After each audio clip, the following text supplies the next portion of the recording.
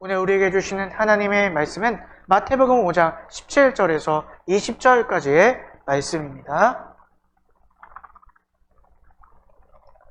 내가 율법이나 예언자들의 말을 폐하러 온 줄로 생각하지 말아라.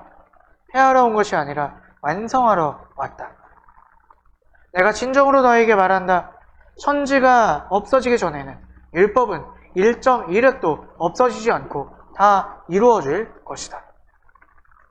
그러므로 누구든지 이 계명 가운데 아주 작은 것 하나라도 어기고 사람들이 그렇게 가르치는 사람은 하늘나라에서 아주 작은 사람으로 일컬어질 것이요. 또 누구든지 계명을 행하며 가르치는 사람은 하늘나라에서 큰 사람이라고 일컬어질 것이다. 내가 너희에게 말한다.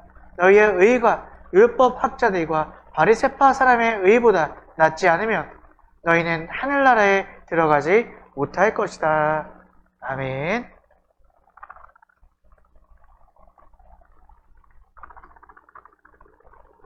오늘도 우리 예수님을 사랑하시고 주인 삼으셔서 함께 예배드리시는 여러분들을 환영하고 축복합니다. 지난 한 주 여러분 어떻게 지내셨습니까? 여러분들의 지난 한 주를 제가 다 알 수는 없지만 분명한 두 가지는 제가 알고 있습니다.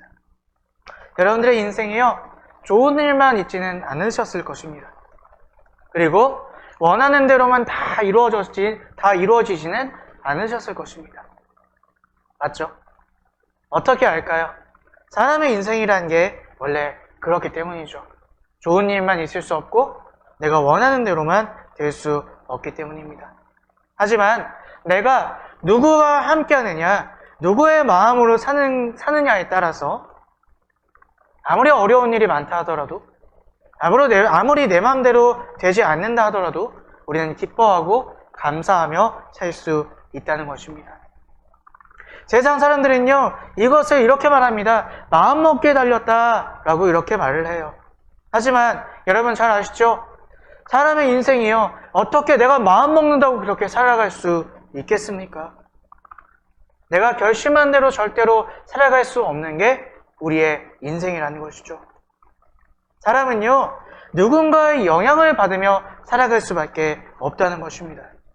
그래서 우리는 그냥 결심하는 걸로 되는 것이 아니라 누군가를 열심히 쫓아가야 돼요. 누군가를 향해 계속 나아가셔야 한다는 것입니다. 그게 누구일까요? 바로 우리의 구원자 되시고 우리의 주인 되시고 우리의 왕이 되시는 예수님을 쫓아 나아가셔야 할 줄로 믿습니다. 그 예수님을 열심히 붙잡고 나아갈 때, 그래서 그분과 동행하며 나아갈 때 우리는 어떤 일이 발생한다 해도, 우리 인생에 어떤 문제가 있다 할지라도 기뻐하고 감사하며 살아갈 수 있다는 것입니다. 사람은 절대로요, 옳은 대로 진리를 쫓아 살아가지 않습니다. 자기가 중요하다고 생각하는 것을 쫓아 살기 마련이라는 것이죠. 아주 간단하기 때, 이게 아장아장 걸어갈 때 사람에게 가장 중요한 것은 무엇일까요? 엄마예요.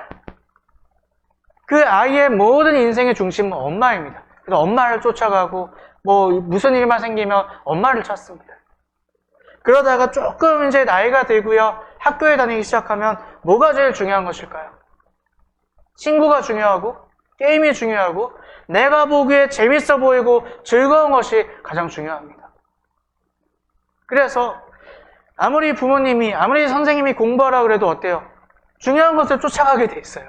친구 만나러 가고 게임하러 가고 놀러 가고. 왜요? 그게 자기 인생에 제일 중요하게 생각이 들기 때문이죠. 좀 더 나이가 들면 어떻게 할까요? 뭐가 중요해질까요? 이성이 중요해지고요, 직업이 중요해지고요, 돈 버는 것이 중요해집니다. 하지만 여러분, 우리가 그리스도인이라면 우리 인생에 가장 중요한 것이 이것들이 아님을 깨닫는 저와 여러분들이 되셔야 할 줄로 믿습니다. 무엇이 가장 중요합니까? 예수 그리스도, 그분의 말씀이 우리 인생 가운데 가장 중요한 자가 바로 그리스도인인 줄로 믿습니다. 그래서 그 예수님을 위해, 그 말씀을 위해 우리가 그것을 붙잡고 열심히 사는 우리의 인생이 되셔야 할 줄로 믿습니다. 우리의 인생의 매 순간순간마다 하나님이 기뻐하시는 것은 무엇일까? 주님이시라면 이 상황에서 어떻게 하셨을까? 마치 어린아이가 무슨 일이 생기면 엄마를 찾는 것처럼 우리도 모든 상황 가운데 주님이 기뻐하시는 그 길로, 하나님의 뜻을 구하는 길로 그렇게 물으며 바라보며 살아가는 저와 여러분들이 되셨으면 좋겠습니다. 점점 이 시대가 살기 어렵죠. 점점 어려운 문제가 생기죠. 코로나 바이러스, 오미크론 바이러스는 끝이 날 줄 모르고 오히려 더 확산 중에 있죠. 세상은 혼란 가운데 있습니다. 그래서 우리가 붙잡아야 될 것은 우리의 왕이며 이 세상의 주인이시며 우리의 생명 되시는 예수님밖에 없다는 거예요. 우리가 입으로는 예수님을 따른다 말하면서 여전히 세상의 그 법칙을 따르고 내 이성을 따르고 내 감정대로 살면요, 우리는 더 혼란스러울 수밖에 없다는 거예요. 이제는 선택해야 할 줄로 믿습니다. 예수님을 따라 살아가는 인생. 예수님이 기뻐하실 것을 선택하며 예수님의 뜻을 찾으며 그렇게 매 순간순간 매 순간의 삶을 살아가시는 우리 모두가 되시기를 주님의 이름으로 축복합니다. 그리스도인답게 산다는 것은 바로 이러한 인생이겠죠. 인생의 중심이 나에게서, 세상에게서 예수님으로, 그분의 말씀으로 옮겨져 가는 것. 이것이 바로 그리스도인답게 살아가는 우리의 인생이라는 것입니다. 자, 그런데요, 그 중심이 예수님으로 바뀌어진다는 것, 그분의 말씀으로 바뀌어진다는 것은 구체적으로 어떤 삶을 말하는 것일까요? 예배 열심히 참석하고 기도 하루에 1시간씩 2시간씩 하고 그냥 뭐 어떤 악한 사람이든 무조건 다 사랑해야 되고 그런 거를 말하는 것일까요? 사실 구체적으로 당장 내일부터, 아니 예배 후부터 예수님 말씀대로 산다는 것이 무엇인가 이렇게 질문을 던진다면 대부분의 그리스도인들이 참 어려워요. 그게 뭐지? 그런데요, 오늘 우리가 읽었던 본문 말씀은요, 예수를 그리스도로 믿는 자들이 실질적으로 어떻게 살아야 될지를 예수님께서 실질적으로, 구체적으로 그 방향성을 말씀해 주신 말씀이다. 이렇게 소개할 수 있을 것 같습니다. 오늘 본문 말씀 전을 보면요, 이 본문 말씀 위에를 보면 예수님께서 하나님을 믿는 자의 마음에 대해서 말씀하고 계세요. 하나님께 나아가는 자, 하나님과 함께 하시는 자의 마음, 어떤 마음이에요? 가난한 마음이죠. 애통하는 마음이죠. 화평케 하는 마음이죠. 온유한 마음이죠. 그러한 하나님께 나아갈 수 있는 자의 마음을 말씀하신 다음에 그 마음을 가지고 우리가 빛과 소금의 삶을 살 때에 하나님의 자녀라 일컬음을 받을 것이다. 예수님께서 오늘 본문 위쪽 말씀에 그런 말씀을 전하십니다. 그리고요, 오늘 본문의 말씀, 이 말씀에 덧붙여서 말씀을 전하시고 계세요. 오늘 본문 말씀 17절, 18절 말씀을 함께 읽어봅니다. 내가 율법이나 예언자들의 말을 폐하러 온 줄로 생각하지 말아라. 폐하러 온 것이 아니라 완성하러 왔다.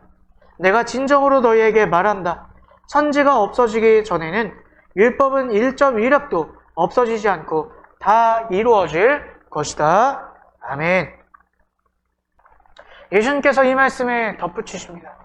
내가 율법과 선지자를 폐하러 온 것이 아니라 완성하러 왔다. 이렇게 말씀하고 계세요.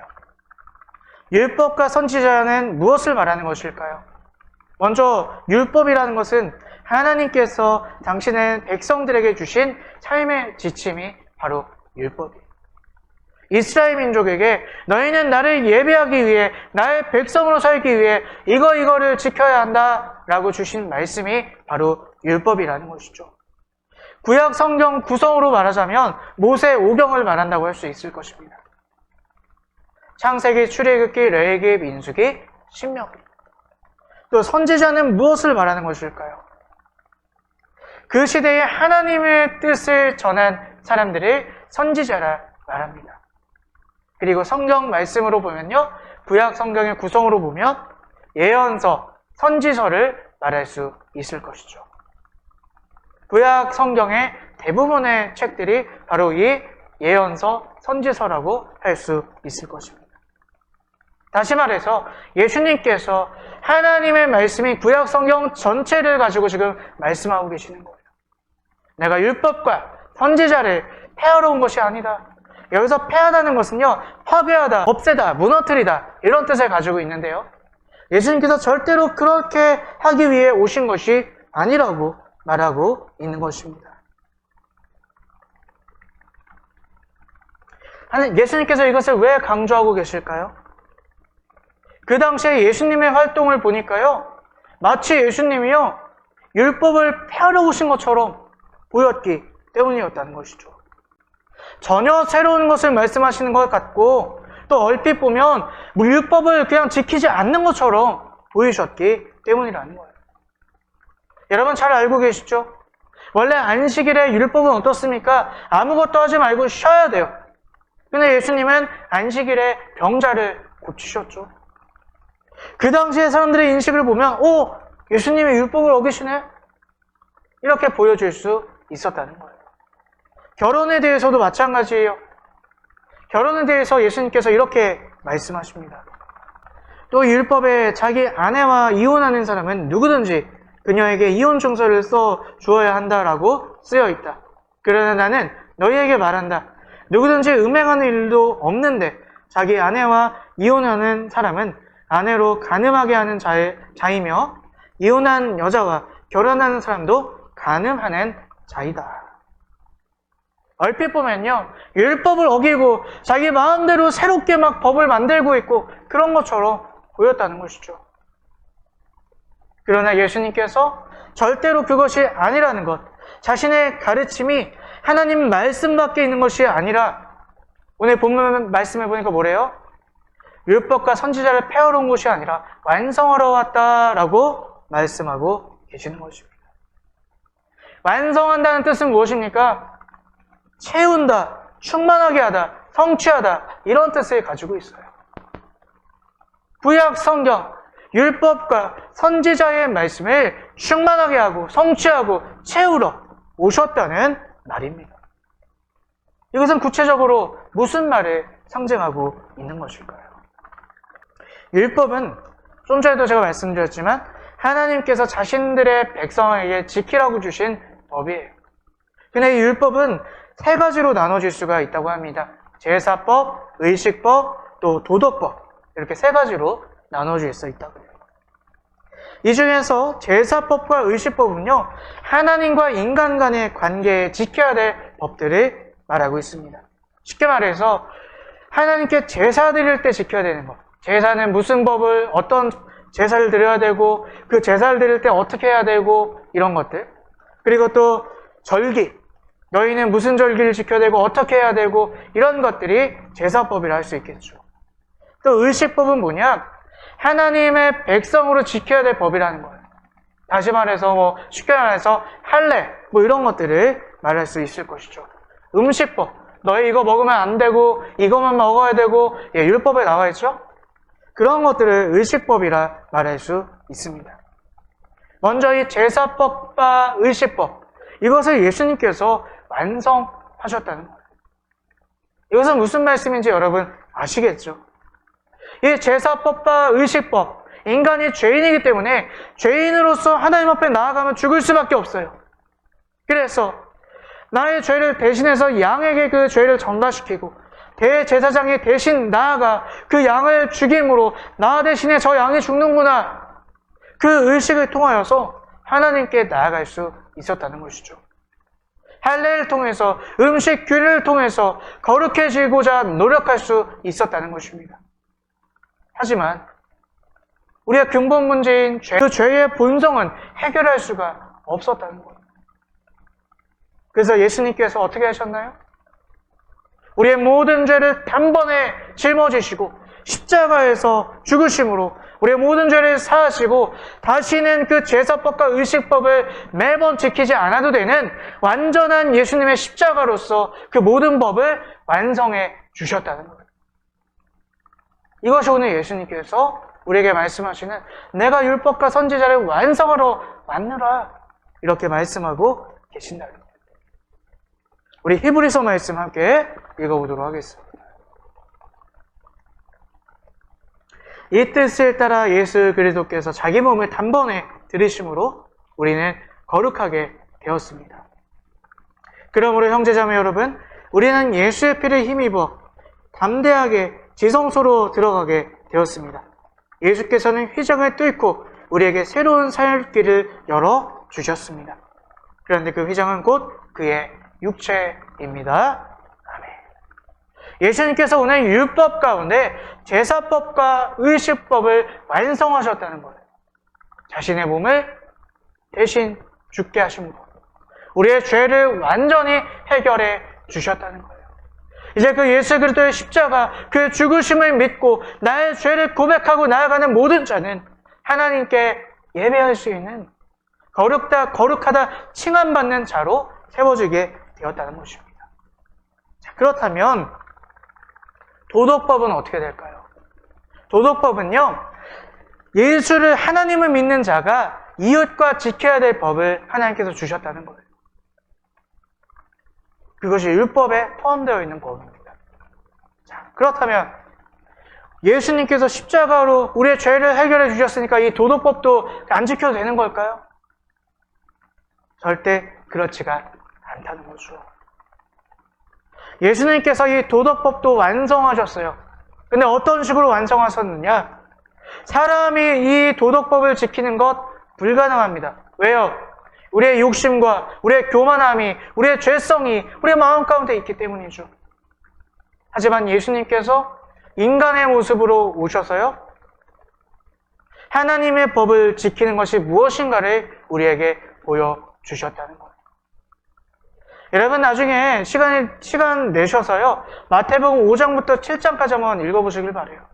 거기에 보면 하나님을 믿는 자, 예수님을 따르는 자가 어떻게 살아야 되는지에 대해서 말씀하고 계십니다. 근데 예수님은 말만 하시지 않으셨어요. 실제로 그렇게 사셨다는 거죠. 가장 대표적인 법이 무엇입니까? 원수를 사랑하라는 거죠. 원수를 위해 기도하라는 것이죠. 여러분 이거 어떻게 할 수 있겠습니까? 근데 예수님께서 보이셨다는 거예요. 그리고요, 그 예수 이름을 믿고 그렇게 살고자 노력하는 자에게 성령께서 함께해서 그렇게 살 수 있게 도와주시고자 예수님께서 그 하나님의 영을 부어주시는 길을 우리에게 열어주셨다는 것입니다. 제사법, 의식법은 예수님의 십자가로 해결해 주셨고요. 도덕법은요, 예수님께서 몸소 보여주시고 성령을 우리에게 보내주심으로 말미암아 그 도덕법도 완성해 주셨다는 것입니다. 자, 그렇다면 선지자는 어떻게 완성하셨다는 것일까요? 선지자는 그 시대에 하나님의 뜻을 말씀하는 자들이 선지자였어요. 예수님께서 하나님의 뜻을 몸소 보여주십니다. 십자가에서 우리를 사랑하시는 그 사랑을 보여주시고 그 죄값을 대신 치루어 주셨죠. 선지자들은 또 한 가지 중요한 예언을 했어요. 메시아에 대한 예언이었죠. 예수님께서 오셔서 선지자들이 구약 성경에서 예언한 그 모든 예언을 성취해 주셨다는 것입니다. 이것을 통해 우리는 알 수 있습니다. 하나님의 말씀의 실제가 바로 예수라는 거예요. 그리스도인이 예수를 주라고 나의 왕이라고 믿는 그리스도인이 어떻게 살아야 할지를 보여주신 분이 바로 예수님이시라는 것입니다. 어떤 분들은 이렇게 이야기를 해요. 구약은 옛날 책이고 신약이 중요하다. 예수님 십자가 믿는다고 말만 하면 된다. 이렇게 착각하시는 성도님들이 계십니다. 하지만 예수님은 절대 그렇게 말씀하신 적이 없다는 거예요. 율법을 완성하신 분께서 이제 내가 완성했으니 너네 마음대로 살아라 라고 말씀하시지 않으셨다는 거예요. 우리 오늘 본문 말씀 19절 20절 말씀을 함께 읽어봅니다. 그러므로 누구든지 이 계명 가운데 아주 작은 것 하나라도 어기고 사람들을 그렇게 가르치는 사람은 하늘나라에서 아주 작은 사람으로 일컬어질 것이요. 또 누구든지 계명을 행하며 가르치는 사람은 하늘나라에서 큰 사람이라고 일컬어질 것이다. 아멘. 예수님을 믿는다면 이제 그분에 따라 살아가셔야 한다는 거예요. 그분에 따라 하나님의 말씀에 충실히 살아야 함을 오늘 예수님은 우리에게 말씀해 주시고 계십니다. 근데 어느 정도로 열심히 살아야 될까요? 어느 정도로 말씀을 지키며 행해야 되는 것일까요? 20절 말씀도 우리 함께 읽어봅니다. 내가 너희에게 말한다. 너희의 의가 율법 학자들과 바리새파 사람들의 의보다 낫지 않으면 너희는 하늘나라에 들어가지 못할 것이다. 아멘. 여러분 갑자기 부담이 되시나요? 말씀대로 다 지키라고? 부담이 되십니까? 이 말씀은 어떤 의미를 가지고 있는 것일까요? 바리새파 사람들은 누구를 얘기합니까? 그 당시에 누구보다 율법을 잘 지킨다고 자부했던 사람들, 자의로, 타의로 인정받던 사람들이 바로 바리새인들이었습니다. 그만큼 하나님 말씀 다 지켜야 된다. 그 얘기를 하고 계시는 걸까요? 서기관들, 율법 학자들은 누구를 얘기합니까? 그 당시에 하나님 말씀을 지키는 자들이었어요. 보관하고 그 말씀이 맞는지 틀린지 그것을 판단해주는 사람이 율법 학자였습니다. 누구보다 율법을 잘 알고 있었겠죠. 그럼 예수님이 바리새인들처럼 열심히 철저하게 다 지켜야 되고 율법학자들, 서기관들처럼 그 말씀을 다 알아야 된다. 그것을 말씀하시는 것일까요? 오늘 19절 말씀을 보니까요. 율법을 크고 작은 것으로 나눠서 지키는 자, 그렇게 가르치는 자는 천국에서 작은 자라 일컬음을 받을 것이다 라고 예수님께서 말씀하세요. 이건 무슨 뜻이냐? 율법을 자기 마음대로 해석해서 이건 중요한 거고 이건 안 중요한 거고 그렇게 가르치고 지키는 자는 천국에 들어갈 수 없다고 예수님께서 말씀하시는 거예요. 실제로 바리새인들이 그렇게 율법을 지키고 가르쳤습니다. 바리새인들이요, 이건 중요한 거야, 이건 별로 안 중요한 거야 이렇게 나눠놓고요, 중요한 것만 지키면 된다고 가르치고 본인들도 그렇게 살았다는 것이죠.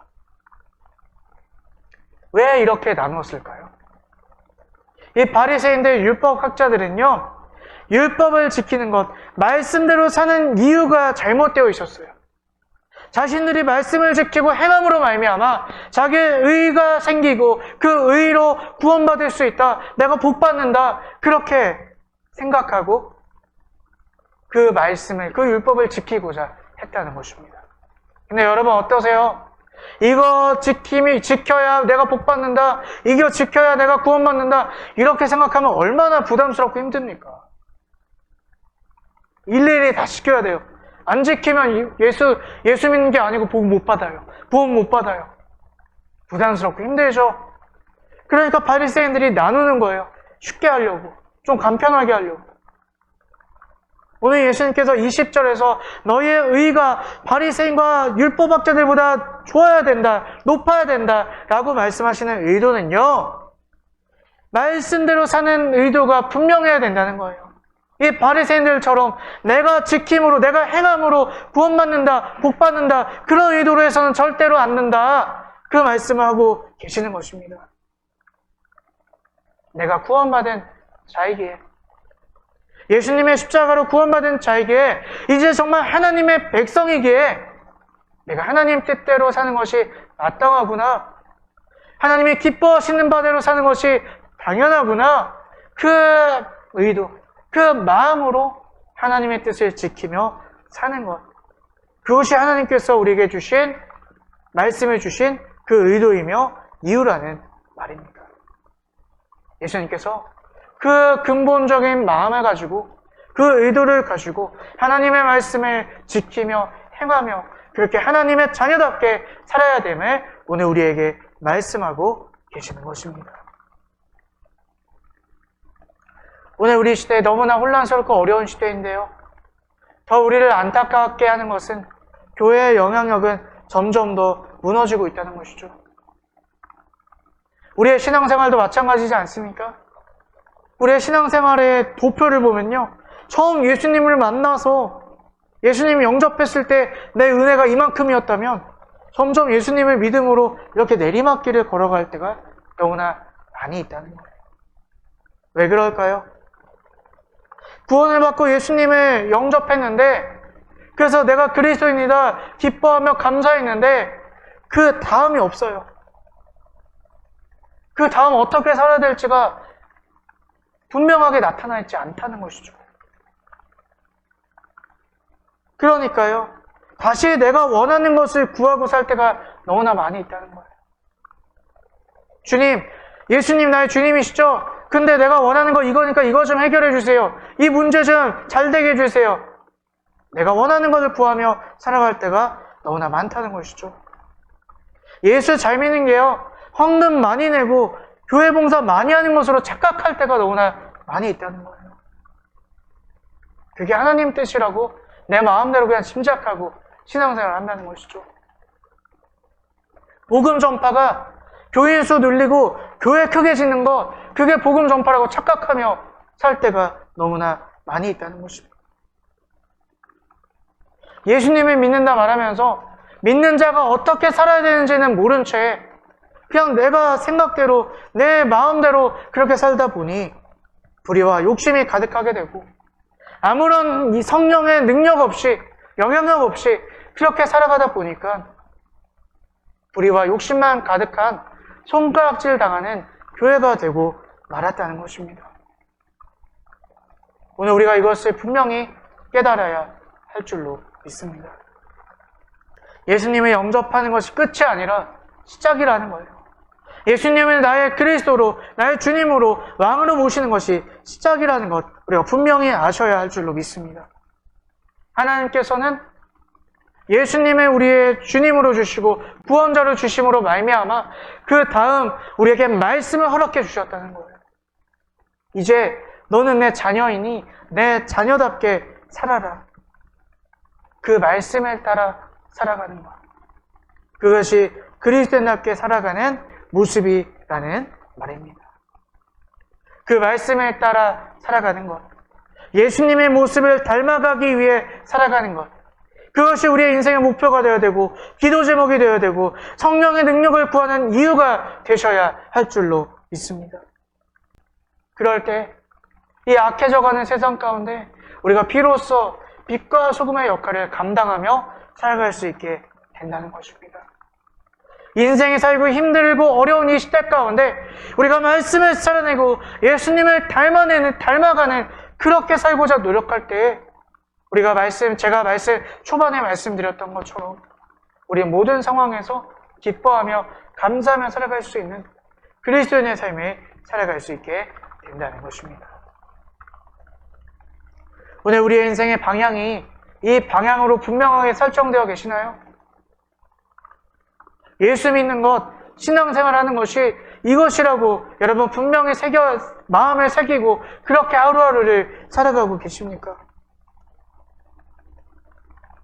내 삶 가운데 무엇이 하나님의 뜻이고 어떻게 하는 것이 하나님을 기쁘시게 하는 것인지 매번 물어보시며 그렇게 살아가고 계십니까? 아니면 오늘 예수님께서 지적하셨던 것처럼 바리새인들처럼 내가 그냥 생각해서 내가 좋아 보이는 말씀 짜집게 해서 그렇게 말씀대로 살고 있다고 나를 속이며 하나님을 속이며 그렇게 살고 계시지는 않으십니까?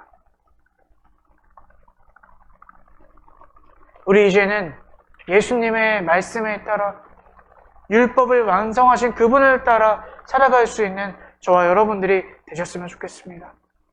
예수 그리스도의 십자가를 믿어 온전히 하나님의 자녀로 칭함받는 그 거룩한 주님의 자녀가 되고 또 주님의 자녀가 되었다면 이제 주님의 자녀가 세상 가운데 사람들과 어떻게 살아야 되는지 알려주신 그 구약의 말씀에 따라 성령의 능력을 구하며 그렇게 살아갈 수 있는 저와 여러분들이 되셨으면 좋겠습니다. 그것이 이 땅을 살아가는 그리스도인의 모습이며 그럴 때에 성령께서 우리 인생 가운데 함께 하셔서 우리를 모든 상황 가운데 기쁨과 감사의 길로 인도하여 주실 줄로 믿습니다. 오늘부터 우리의 기도의 제목이 바뀌길 원합니다. 우리 눈앞에 보이는 문제 놓고 해결해 주세요가 아니라 주님, 내가 주님의 자녀답게 살기를 원합니다. 성령께서 역사해 주셔서 그렇게 살 수 있는 능력을 더하여 주시옵소서. 우리 이제 주의 자녀답게 율법을 완성하며 예수님을 따라가며 살아가는 우리 모두의 인생들이 되시기를 주님의 이름으로 간절히 축복합니다. 아멘.